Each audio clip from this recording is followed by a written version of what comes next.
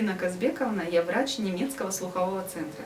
Сегодня мы поговорим с вами о том, почему свистит слуховой аппарат. Если аппарат свистит, самая частая причина – это та, что слуховой вкладыш неправильно установлен в слуховом проходе, не герметично закрывает, и аппарат издает свист. В этом случае достаточно поправить, правильно установить, и проблема устранится. Другая причина, если аппарат настроен на слишком большую громкость. В результате большой громкости возникает обратная связь, звук возвращается в аппарат и возникает взаимное усиление сигнала. И в результате этого аппарат свистит. Современные слуховые аппараты имеют мощные системы, интеллектуальные системы распознавания свиста.